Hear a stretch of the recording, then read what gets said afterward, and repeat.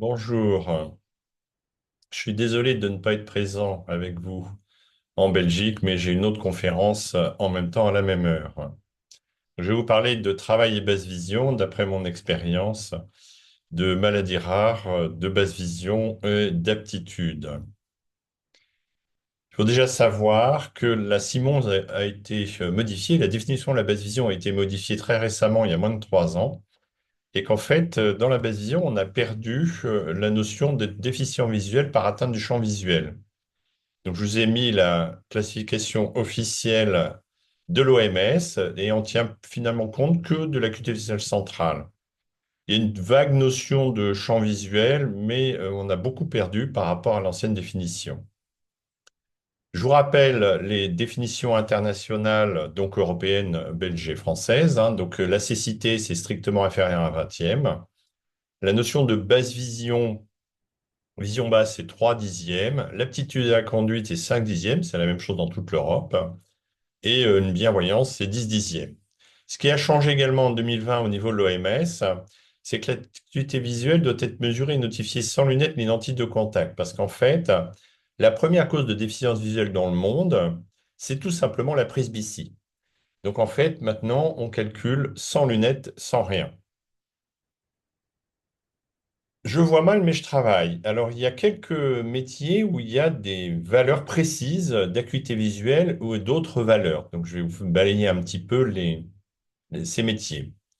Alors, les métiers qui nécessitent un permis de conduire, groupe léger et lourd, je vais en reparler.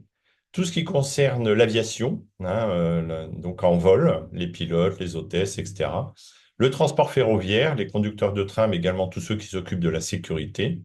Les bus, on retombe dans le poids lourd. Les tramways, hein, c'est un intermédiaire entre les bus et le ferroviaire. Transport fluvial, hein, batelier, par exemple le Rhin. Et puis les gens de mer, hein, donc les marins de commerce, pêcheurs, etc. Tous ces métiers de transport, il y a des chiffres précis de vision qui sont tous maintenant européens.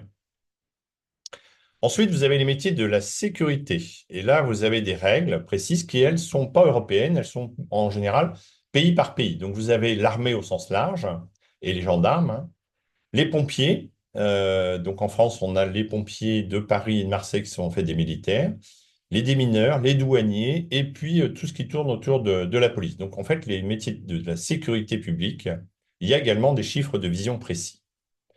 Alors, en France, on utilise pour classer tous ces métiers de sécurité ce qu'on appelle le CIGCOP, avec des coefficients entre 1 et 5. Et au niveau de la vision, eh bien, il y a la vision des couleurs et le degré d'amétropie de vision.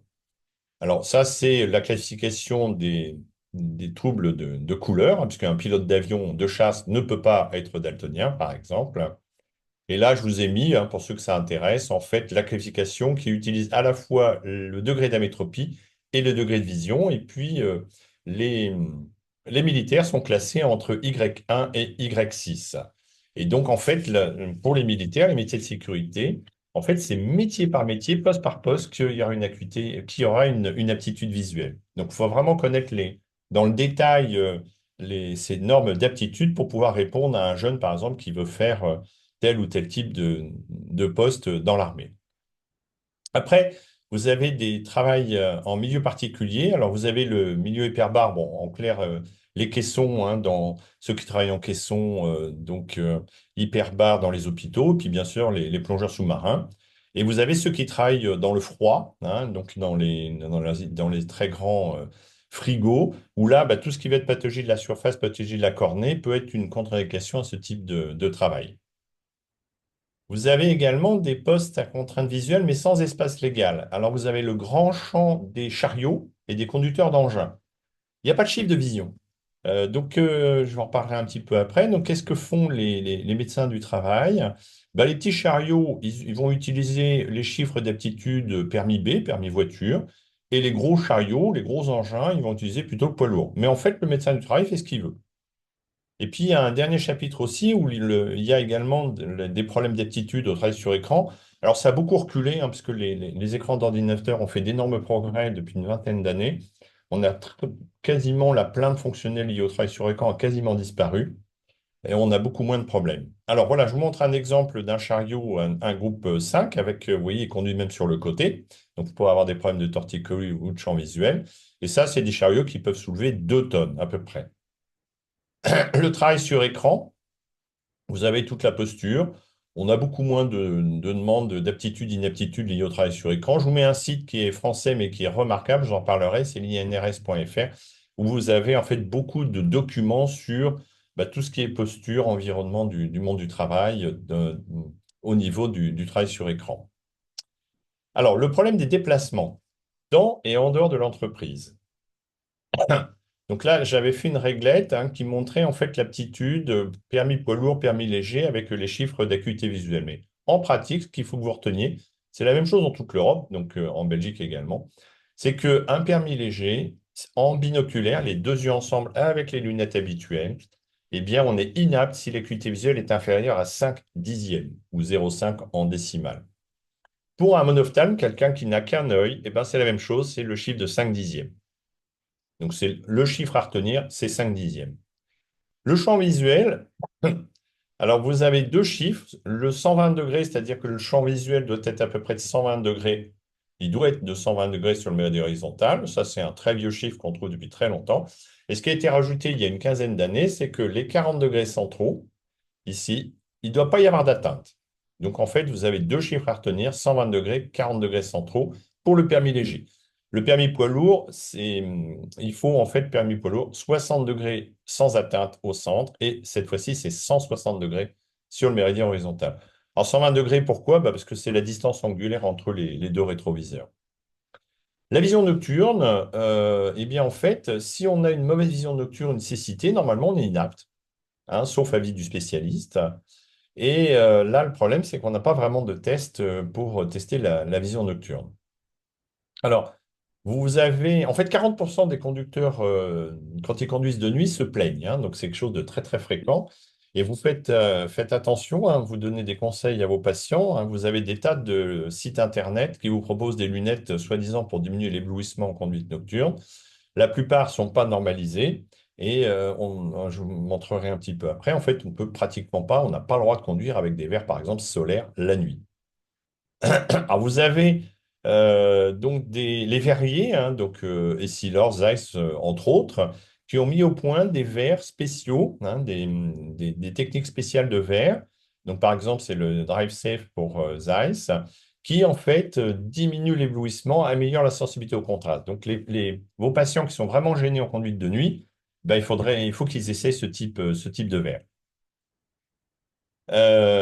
Ensuite, ce qui est apparu en France, et peut-être que vous l'avez eu avant avec le CARA en Belgique, c'est les restrictions au permis de conduire. Alors, c'est dans le texte européen, mais ce n'était pas du tout utilisé en France, sauf depuis 4 ans, c'est arrivé. Et vous avez de plus en plus de médecins agréés de préfecture qui mettent des restrictions. Alors, on en a 3. On a le restreint au trajet du jour, c'est-à-dire en fait, il est inapte la nuit. Et vous avez même une définition de la nuit.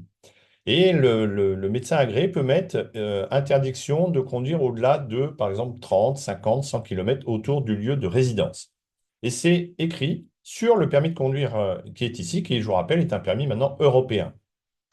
Et on a également une notation, souvent, en fait, la plupart du temps, maintenant, quand il y a un problème de neurovision de vision, c'est boîte automatique.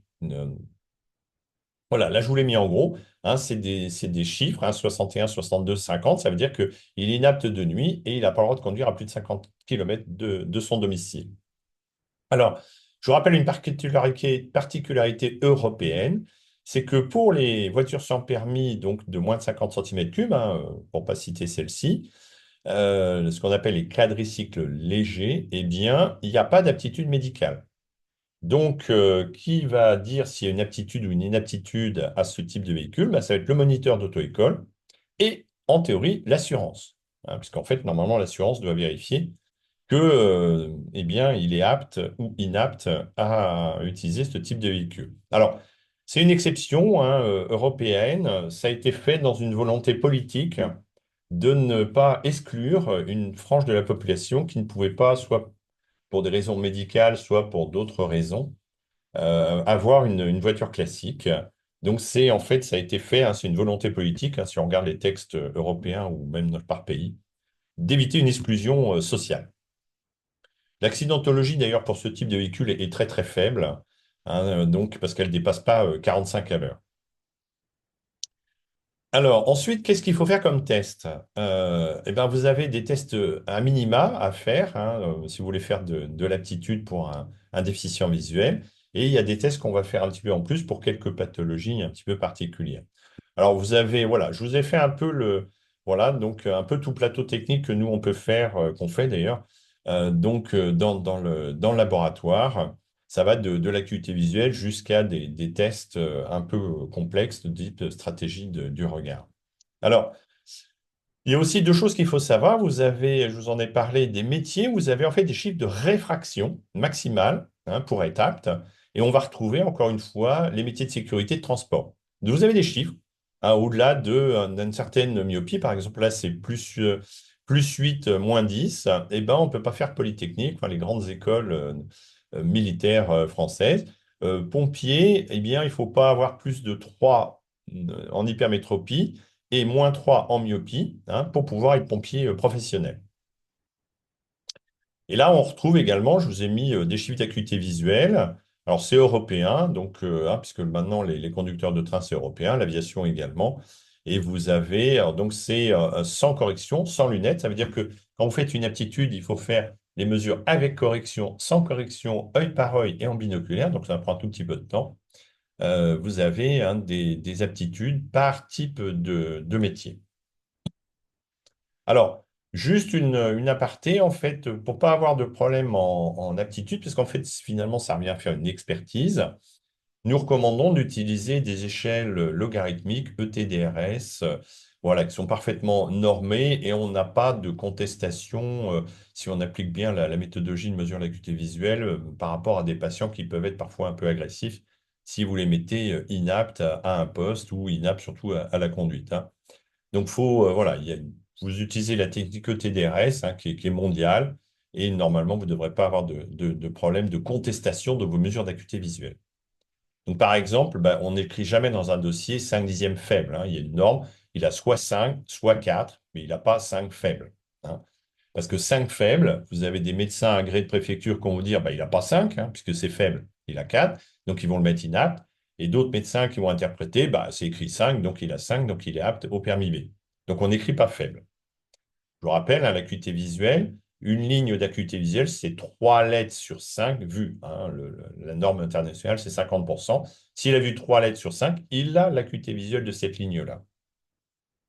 Le champ visuel, alors en aptitude, on fait toujours en binoculaire, les deux yeux ensemble, avec les lunettes habituelles. Et en fait, on utilise le champ visuel que, on retrouve dans tout ce qui est mesure du degré de handicap, hein. Donc, en France, c'est ce qu'on appelle la maison départementale des personnes handicapées. C'est une grille. Alors, elle n'est pas européenne, celle-là, elle est française.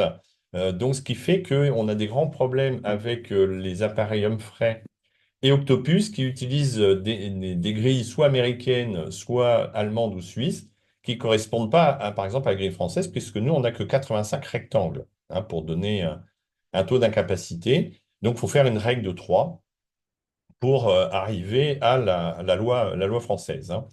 Donc ça, il y a encore du travail au niveau de l'Europe pour arriver à avoir une normalisation du champ visuel binoculaire en aptitude et en degré, en calcul de degré handicap, c'est-à-dire en expertise.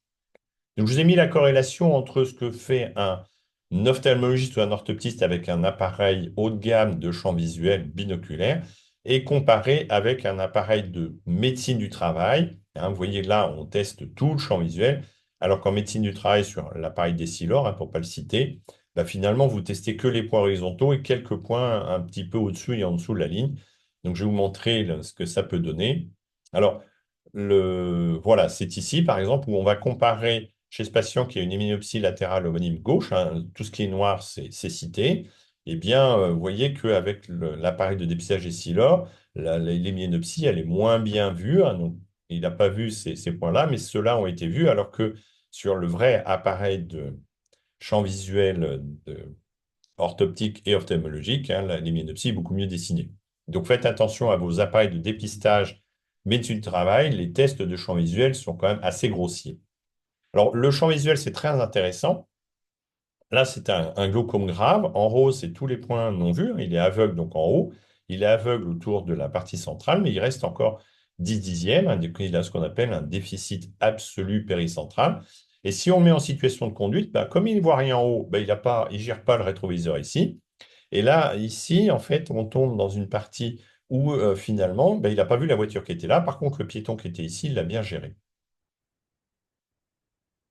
Un autre exemple où on compare, donc là c'est une canne radopsie, vous voyez que dans cet exemple où il manque quand même à peu près un quart du champ visuel, bah, l'appareil de dépistage Essilor n'a rien trouvé. Donc faites attention à vos appareils de dépistage.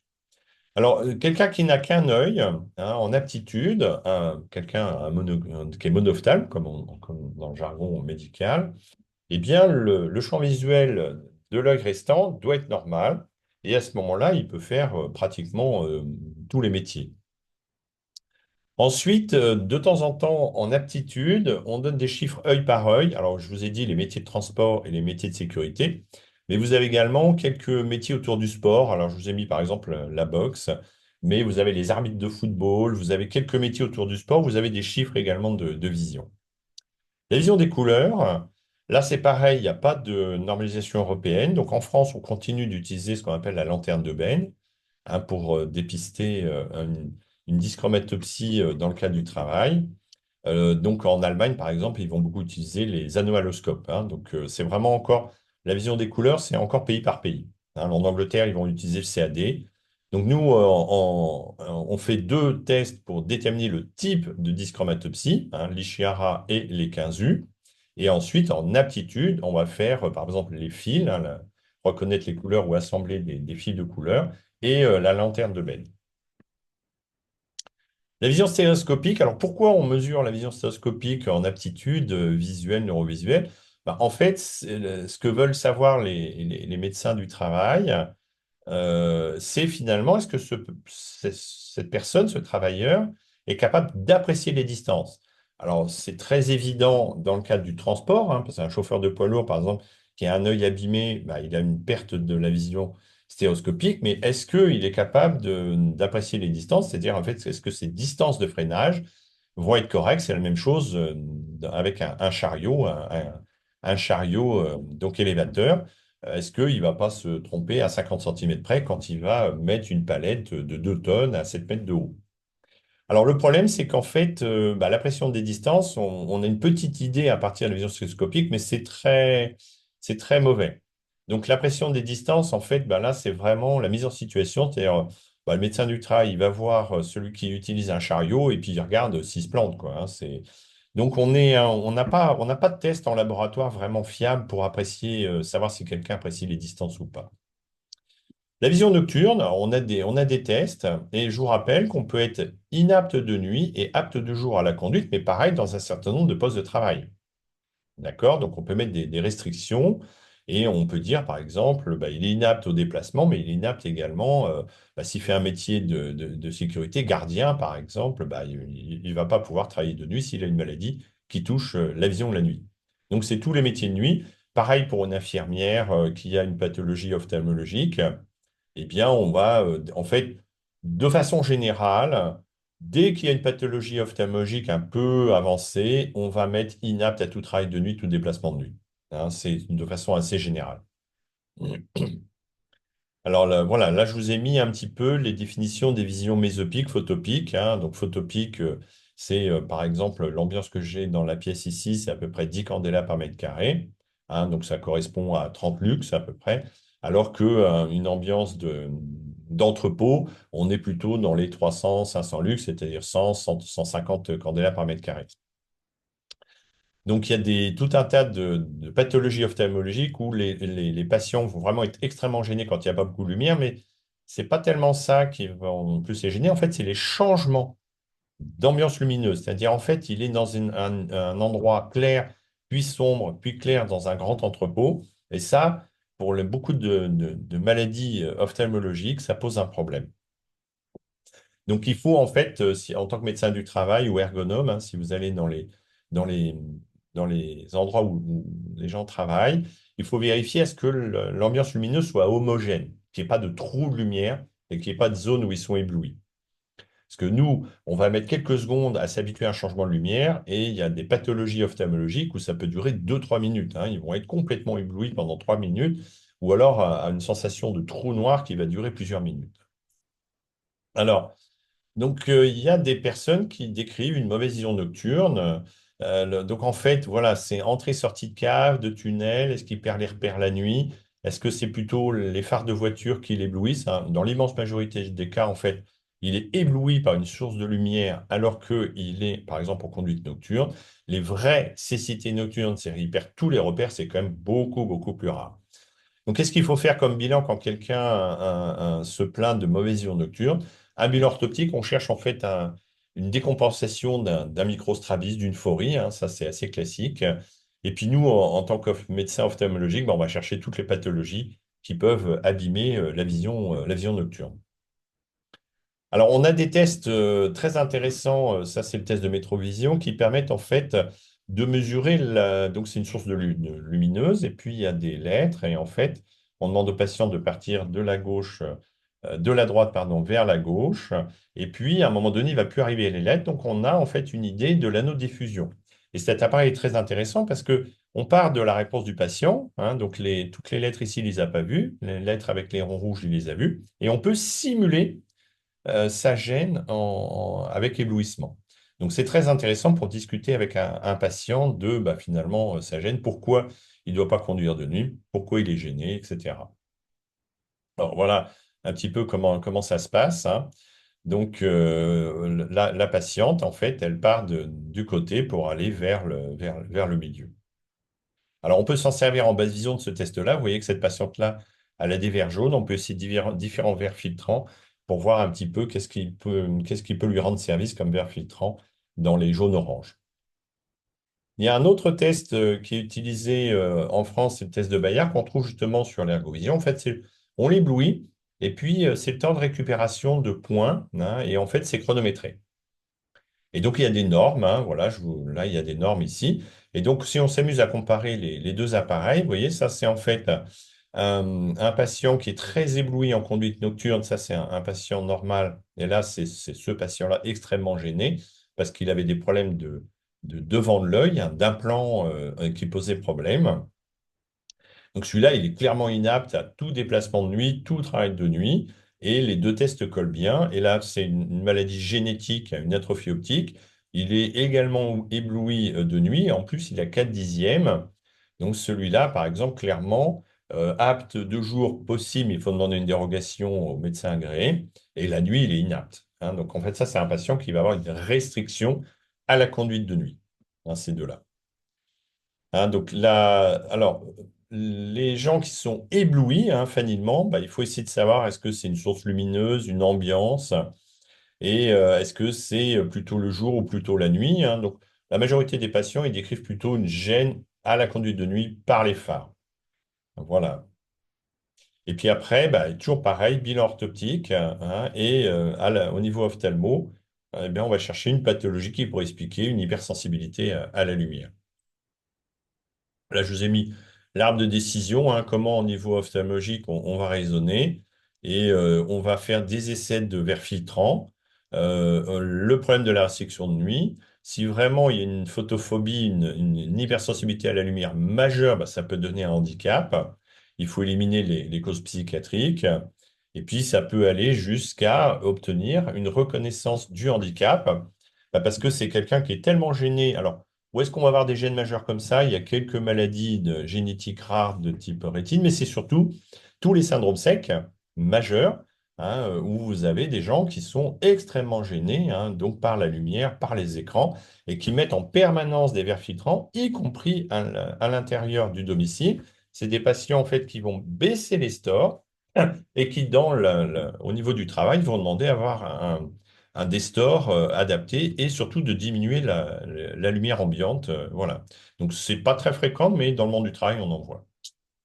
Alors, je vous montre un exemple. 54 ans, il est venu en fait avec 1 kilo, j'exagère à peine, de bibliographie, un patient extrêmement revendicateur. Alors, il a un syndrome sec, il est en arrêt de travail depuis plus d'1 an.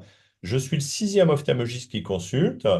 Et donc, en fait, nous, bah, qu'est-ce qu'on a fait? On a fait des tests pour savoir si vraiment il était ébloui. Alors oui, il est ébloui, il n'y a pas de problème.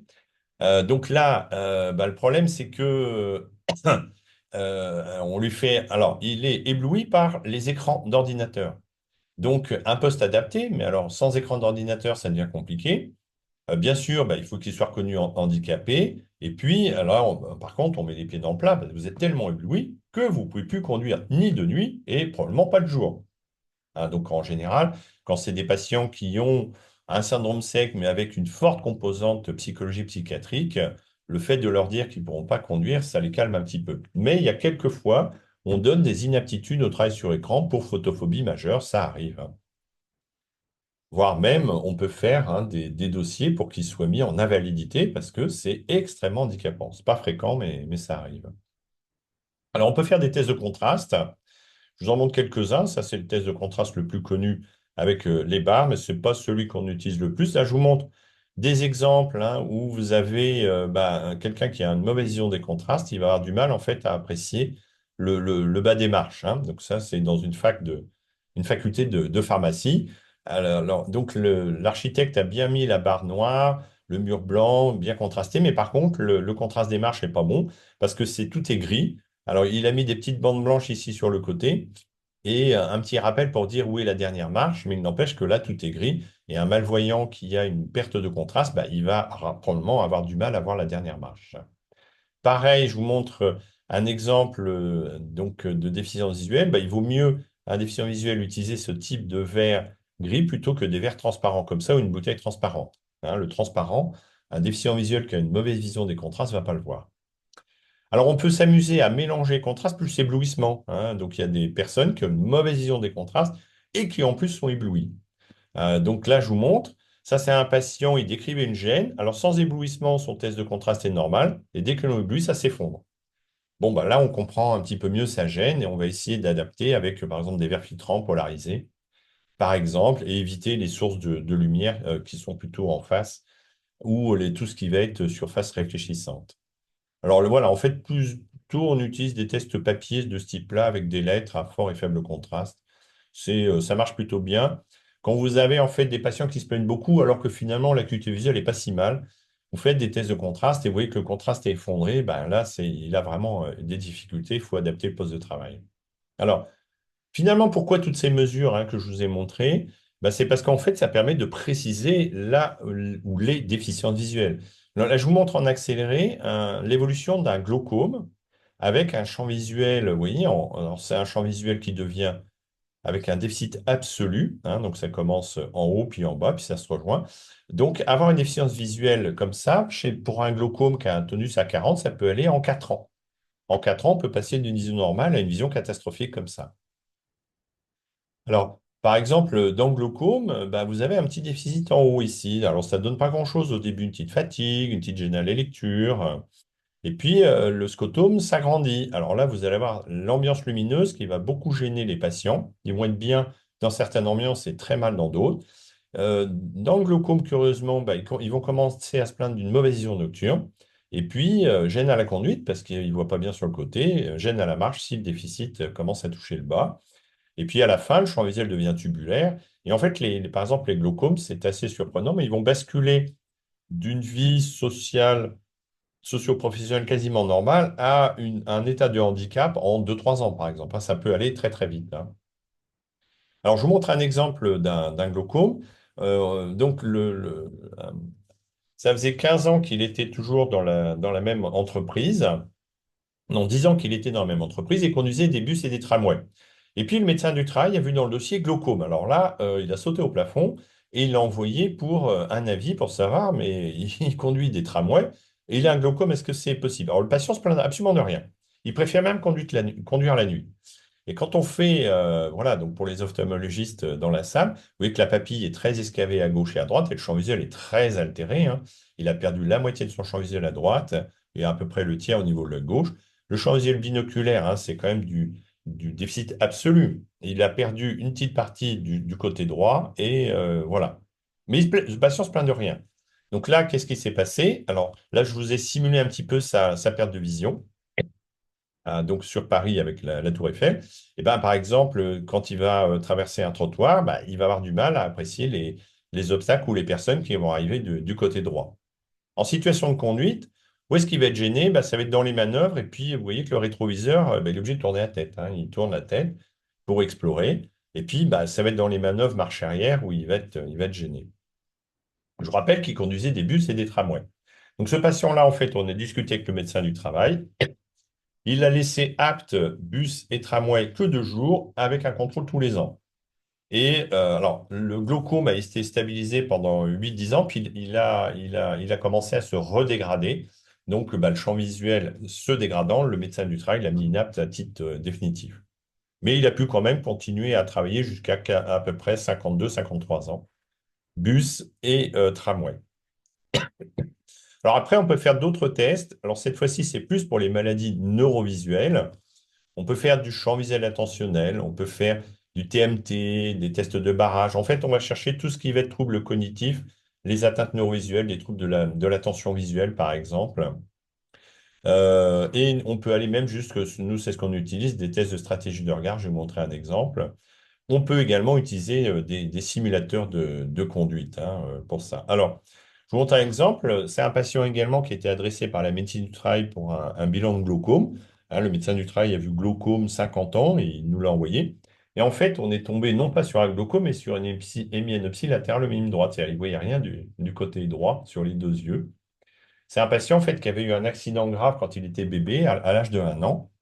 Personne ne s'était aperçu de rien. À l'époque, hein, je vous rappelle, il n'y avait pas d'IRMN, donc il n'avait pas eu de radio, rien du tout. Donc il a toujours vécu avec son héminopsie latérale au minime droite. Il a très très bien compensé. Et évidemment, c'est un maçon. Il utilise du matériel, des tractopelles, des choses comme ça. Et là, pareil, discussion avec le médecin du travail. Bah, il a une héminopsie latérale au minime, oui, mais dans la vraie vie, il compense. Et donc là, on fait un test de stratégie du regard. On voit bien qu'en fait, il va bien du côté droit, hein, du côté aveugle, hein, donc en tournant la tête, en balayant. Et donc ça, c'est un patient qui compense très très bien son déficit visuel parce que c'est quasiment de naissance. Voilà. Donc discussion avec le médecin du travail, qui l'a surveillé, ça n'a jamais bougé. Et donc ce patient-là, il a pu continuer son métier avec une surveillance quand même accrue de la part de médecine du travail, parce que bien sûr, maçon, travail en hauteur, utilisation d'échafaudage, etc. Un autre exemple de trouble neurovisuel, c'est ce garçon, hein, qui venait pour un avis d'aptitude à la conduite. Alors, c'est un ancien prématuré. Il a eu la SSR 1 et 2, c'est ce qui se font au collège au niveau sécurité routière. Il a fait du vélo sans problème. Il n'a pas de permis pour les cyclomoteurs. Jamais de rééducation. Il a perdu un œil, mais l'autre œil, il a 13 dixièmes. Et puis, on fait un petit examen orthoptique, on ne voit pas d'anomalie particulière. Ça, c'est le bon œil, pas de souci. On voit quand même qu'il a des petites anomalies en périphérie. L'autre œil, bah, en fait, il a fait un décollement de rétine dû de la prématurité, ce qu'on appelle une rétinopathie des prématurés. Et là, l'œil n'a pas récupéré, hein, il n'a pas de perception lumineuse sur cet œil-là. Alors, le problème, c'est qu'on lui a fait donc quelques tests, et en particulier le champ visuel. Vous voyez que le champ visuel est extrêmement altéré. Ça, c'est un patient normal. Ça, c'est le patient qui est altéré. Donc, en fait, il a des trous partout dans sa vision. Pas connu, il n'avait jamais eu de champ visuel auparavant. Il a également un test d'éblouissement. Donc là, c'est la conduite de nuit qui est catastrophique. Donc ça veut dire que de toute façon, il ne pourra pas se déplacer de nuit avec un véhicule, il ne pourra pas faire un travail de nuit. Mais surtout, ce qui nous a beaucoup plus embêté, c'est qu'il avait des troubles attentionnels, hein, en rouge. Hein, si on teste le champ visuel attentionnel légèrement sur le côté. En fait, il avait un champ visuel attentionnel tubulaire réduit, hein, très réduit. On a fait d'autres tests, hein, pour ceux qui connaissent le MoCA et le TMTB, hein, qui sont des tests utilisés, hein, en aptitude à la reprise de la conduite après accidents vasculaires cérébraux. Et ils sont tous les deux altérés, hein, voilà, avec un temps très long, hein. Donc, il a dépassé les 3 minutes. Pour ceux qui connaissent le test MTB, normalement, c'est 1 minute 30. Et puis, il a carrément des zones négligées. Donc, en fait, ce jeune, il a autre chose qu'une atteinte ophtalmo. Il a une atteinte neurologique pas connue, pas diagnostiquée. Donc là, bah, nous, on a dit, ça va pas du tout. Donc, on l'a envoyé dans un circuit de neuropédiatrie, neuropsychologie, hein, pour refaire le point. Et en plus, le projet professionnel de ce jeune, c'était maçonnerie, hein, et il était inscrit en CAP de maçonnerie. La maçonnerie dit travail en hauteur. Donc là, clairement, ce garçon de 15 ans, il est non seulement probablement inapte à la conduite permis B, mais il faut le mettre également inapte au travail en hauteur. Et il n'y a pas de diagnostic, hein. Il n'y a jamais eu de diagnostic. Donc là, en fait, je l'ai envoyé aux super experts du CHU. On a en France des super experts médecins du travail, ce qu'on appelle les services de pathologie professionnelle, hein, pour que ce soit plutôt lui qui annonce disons, la catastrophe plutôt que nous. Alors, la mise en situation, je pense que c'est vraiment de loin le meilleur test, hein, la mise en situation en école, en auto-école, hein. Et puis, visite sur site, hein, voilà, donc ça, c'est un groupe 3 avec un exercice de gerbage à 7 mètres de haut, hein. Alors, le rôle des spécialistes, hein, les trois autres, ce qu'on appelle les ophtalmologistes, orthoptistes, opticiens. Alors, les opticiens, ils ont un rôle majeur parce que ce sont eux qui gèrent tout ce qui est technique. Alors, je vous montre des exemples de loupes. Ça, c'est une loupe particulière pour aider à la lecture. Ça, c'est des petites loupes à main. Ça, c'est des loupes qui sont très utilisées plutôt chez l'enfant et l'adolescent. Mais ce qu'on voit depuis une vingtaine d'années, c'est tout ce qui va être électronique avec surtout des systèmes à base de téléphone, avec la synthèse vocale, des loupes électroniques, hein. Donc l'électronique et l'informatique a fait une irruption chez les déficients visuels, y compris dans le monde du travail, hein.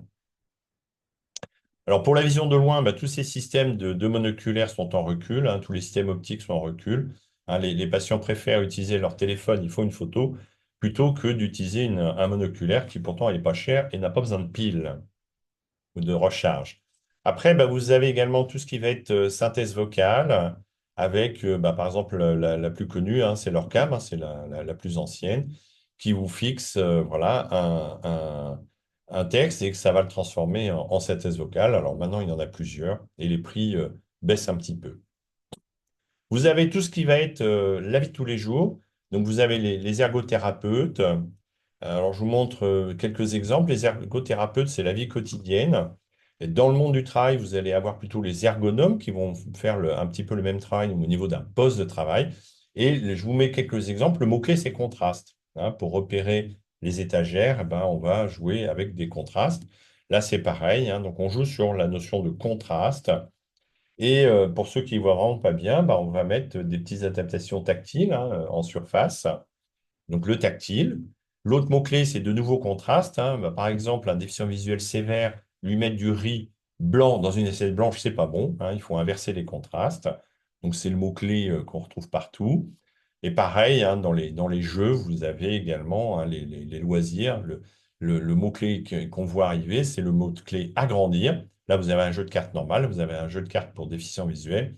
En gros, il faut à peu près agrandir 2 fois. Pareil pour les dés, vous avez des gros dés, des petits dés. Vous avez des Scrabble. Enfin, vous avez tout un tas d'adaptations par grossissement, y compris également dans le monde du travail, puisque là, par exemple, chez l'enfant et l'adolescent, la première aide technique qui est utilisée et de loin le plus, c'est l'agrandissement. On fait une photocopie et on agrandit à peu près de 20 à 30%. Vous avez la synthèse vocale, hein, qu'on retrouve un petit peu partout, par exemple dans des balances de cuisine, mais dans le monde du travail, vous avez des postes de travail où en fait, c'est l'information vers le salarié est transformée en synthèse vocale, ce qui lui permet de conserver par exemple son poste de travail, parce qu'au lieu de lire, il écoute. Là aussi, hein, donc ça, c'est un exemple de ce qu'il ne faut pas faire dans une clinique où tout est blanc, hein. Donc, un déficient visuel, il ne va pas bien voir, surtout s'il a un champ visuel tubulaire. Pareil dans une salle de bain, hein. Donc, si tout est blanc, eh bien, c'est difficile. Donc, dans le monde du travail, eh bien, il faut vérifier les inversions de contraste. Par exemple, le bouton allumé-éteint, si c'est un mur blanc, il doit être sombre, hein. C'est tout bête. Et voilà, donc vous avez un déficient visuel au stade ultime avec un champ visuel tubulaire. Donc vous avez des maladies comme les glaucomes graves, les rétinites pigmentaires, certains diabétiques qui arrivent à ce stade-là. Alors les instructeurs en locomotion, c'est ceux qui vont s'occuper des déplacements à l'extérieur ou dans l'entreprise, c'est ceux qui vont s'occuper du patient qui arrive à l'entreprise mais qui a besoin d'aide pour aller jusqu'à son poste de travail. Donc, les instructeurs de locomotion, on les voit à la fois dans chez la patiente à son domicile, hein, en privé, mais on a également des instructeurs en locomotion qui sont dans les entreprises. Alors, je vous montre un exemple, hein, en sortie de collège. Après, il y a plein d'autres professionnels, hein, qui existent au niveau de la déficience visuelle, psychologues, travailleurs sociaux, psychomotriciens, les chiens guides, ne pas les oublier, formateurs en informatique, et puis vous avez également, ne pas oublier, le monde associatif qui peut donner quand même pas mal de conseils. Alors, dans l'entreprise, finalement, on nous demande régulièrement, mais est-ce qu'il y a une liste de métiers possibles, pas possibles quand on est déficient visuel? Ben non. En fait, je vous montre un exemple, jusqu'où on peut aller. Donc ça, c'est un artisan boucher. En fait, il a son compte, hein. Il est pas salarié. Alors, il conduit. Il n'a fait aucun dossier handicap, hein. Il a une maladie rare qu'on appelle une choroidérémie. Donc, ça lui laisse à peu près 10 degrés de champ visuel, 10 degrés de rétine qui fonctionne ici. Et tout le reste de sa rétine est perdu, ne fonctionne plus. Donc, il a un champ visuel tubulaire, hein, il voit là-dedans. Eh bien, bah, il continue de travailler, il ne veut pas s'arrêter, hein.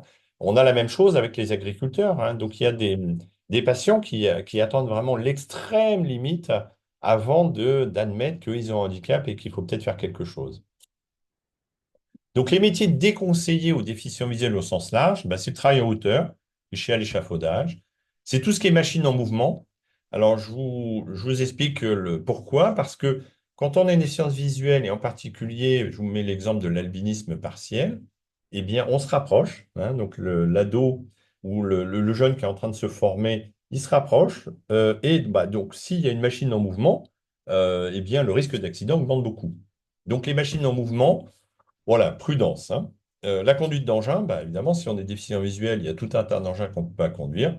Et tous les postes de sécurité, bah, on les déconseille aux déficients visuels. Mais il y a également ce qui pose des problèmes, c'est avec tout ce qui est tâches de nettoyage. Bah oui, parce qu'un déficient visuel, il ne va pas bien voir la poussière ou il ne va plus la voir, il ne va pas voir les tâches. Tout ce qui va être surface inox, donc par exemple, dans le monde de la santé, les aides-soignantes qui sont très précieuses, et ben, une aide-soignante qui est déficiente visuelle, tout ce qui va être hygiène, ça va commencer à être compliqué. Ensuite, il y a également quelques métiers plus particuliers où il faut un masque de protection et bah, s'il y a des lunettes loupe, des filtres, ça va être compliqué de continuer.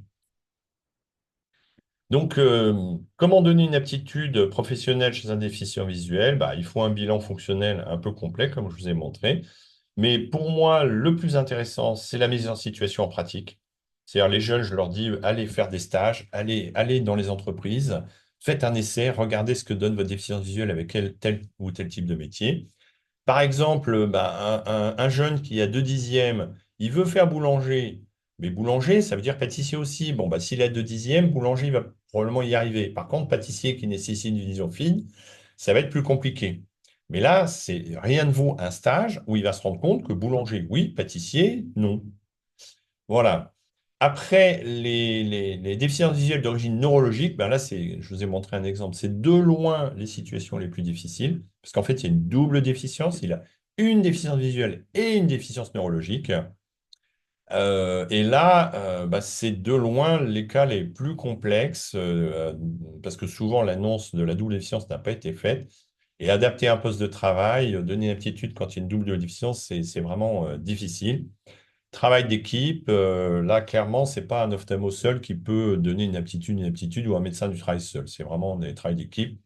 Faut poser la question aux médecins de rééducation, aux neurologues, voilà, et puis aux paramédicaux, hein. Alors ça, c'est un petit peu la façon dont on travaille. Le point de départ, il est médical, il est ophtalmologique, neurologue, ou bien médecin de rééducation. Ce que nous, on doit dire en tant que médecin, est-ce que la déficience, elle est stable ou pas? Hein, si on dit que c'est stable pour plusieurs années, ben, le monde du travail, la médecine du travail, les ergonomes, eh bien, ils vont pouvoir adapter, prendre leur temps à faire des préconisations. Si c'est une maladie qui évolue vite, ben, on va peut-être plutôt partir vers une inaptitude au poste. Voilà, donc c'est le médecin qui va faire les prescriptions pour les bilans et les rééducations. C'est le médecin également qui va faire les prescriptions des aides techniques. C'est les médecins donc traitants qui doivent normalement se mettre en relation avec le monde du travail. Sauf qu'en France, on a le secret médical. Donc, on ne peut pas contacter en direct un médecin du travail sans l'accord du patient. Et c'est également les médecins hein, donc, qui s'occupent de la pathologie qui vont faire les certificats pour lancer tout le dossier social, la prise en charge pour tout ce qui est soins médicaux et la reconnaissance du handicap. Quelques références bibliographiques. Alors, je vous les ai mises. Hein. Donc, vous avez la reprise de la conduite après AVC, un ouvrage collectif sur l'aptitude visuelle qu'on met à jour tous les 3 ans. Hein, j'ai donné à ceux qui organisent votre congrès les liens pour la mise à jour que j'ai faite il y a 2 mois.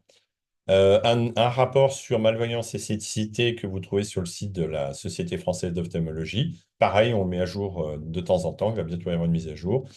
Le site, je vous en ai parlé, de l'INRS, extrêmement intéressant hein, sur la santé et sécurité au travail. Il y a beaucoup, beaucoup d'informations. Vous avez l'équivalent, bien sûr, en Belgique. Hein, il faut y aller. Hein, il y a beaucoup, beaucoup de bibliographies, beaucoup de choses.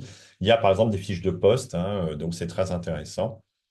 On a fait à plusieurs un numéro spécial conduite et aptitude. Voilà. Donc, par exemple, chez les cérébrolésés, donc là, vous le trouvez également, hein, c'est la Sofmer, vous le trouvez sur Internet. Et puis, je mets à jour régulièrement ce site-là dans mamloose.fr. Il y a une page